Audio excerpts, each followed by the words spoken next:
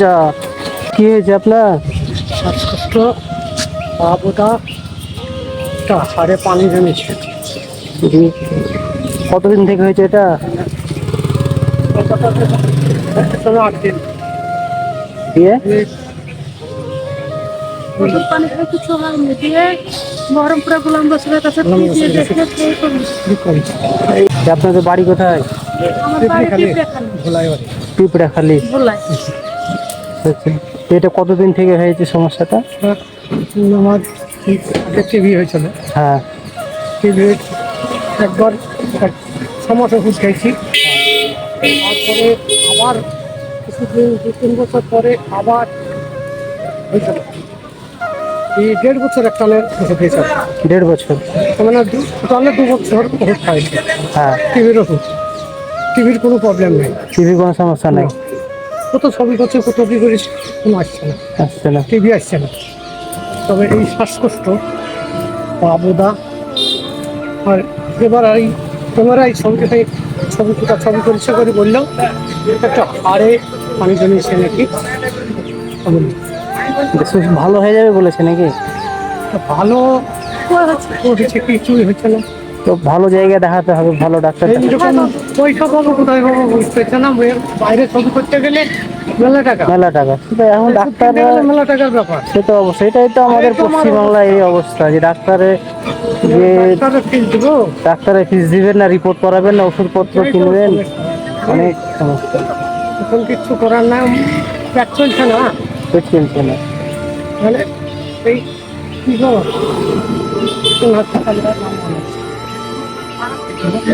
Medical আছে না? হ্যাঁ, কলকাতা মেডিকেলে। 8 দিন ছিল। ওই বাইরে রিপোর্ট করতে 5টা রিপোর্ট করেছি, 10,000 টাকা। আর অন্যান্য রিপোর্ট ছিল ওষুধ দিবেই, তার কাছে ছিল 6,000 টাকা হারিয়ে গেল। চোরের ব্যাপার, চুরি করে নিল। চারিদিকে এবার কি করবো, ছবি করতে বুঝছে, এবার পয়সা নেই। এবার বাধ্য ছুটি নিবার কি, ওরা ছুটি দিবে না, আমার কাছে তো পয়সা নেই।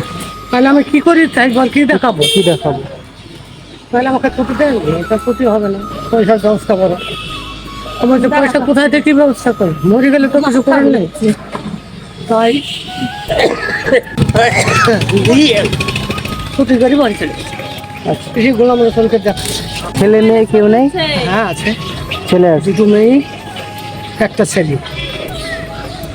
ছেলে বলতে গেলে ভিড় হয়েছে ছেলের, ওখানকার যুগ যা বুঝতে পারছি, ছেলে দেখে না।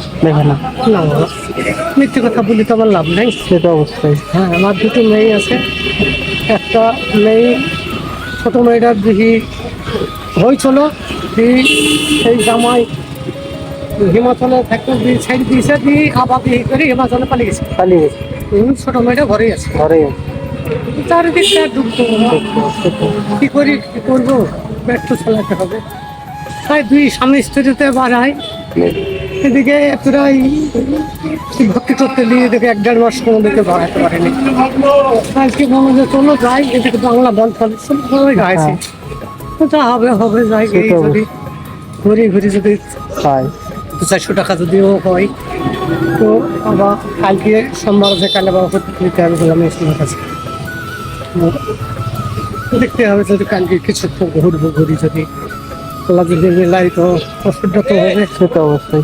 তাহলে লেগে বাড়িতে এই দিক দিয়ে যাবো, তো বাস স্ট্যান্ডে গিয়ে বাড়ি চলবে। ঠিক আছে, আমি আপনাকে একটা লুঙ্গি দিচ্ছি। হ্যাঁ,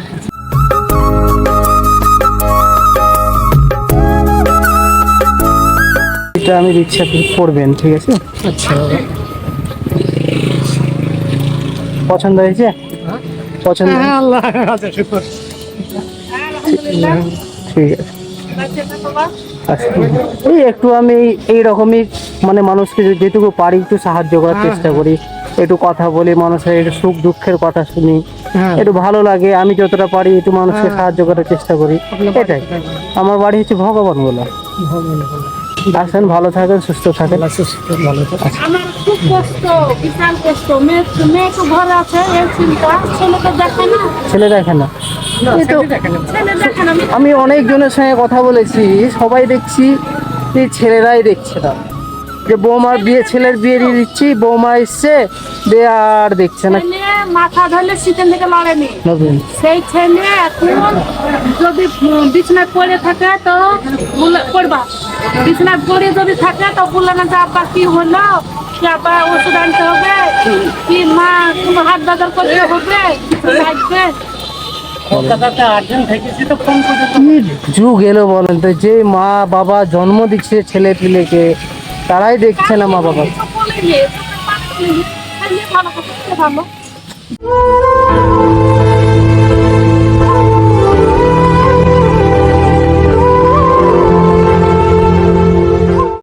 ছেলে ভালো থাকলে আমরা ভালো, এই তো অবস্থা, কিছু করার নেই। ভাগ্যে যা আছে তাই করি। এই দুনিয়াটাই তার। একটু ছড়াতে পারতো ছেলেরা চান্দা বাকি। আল্লাহ আছে ঠিক, আল্লাহ মানুষ ভাবে এক ভাগ, তা আল্লাহ ভাবে শতভাগ। আল্লাহ ঠিক কোনো না কোনো ব্যবস্থা করে দিবেন, আল্লাহর উপর ভরসা রাখুন, ঠিক একটা রাস্তা হয়ে যাবে। আমাদের মনে নাই, কিন্তু আমার বাপ মা ছিল, ভাই বোন কেউ নামই একটা। এটাই। তো পেট খাপড়া যখন মনে যে কান্দি সামনে কানতে পারে না,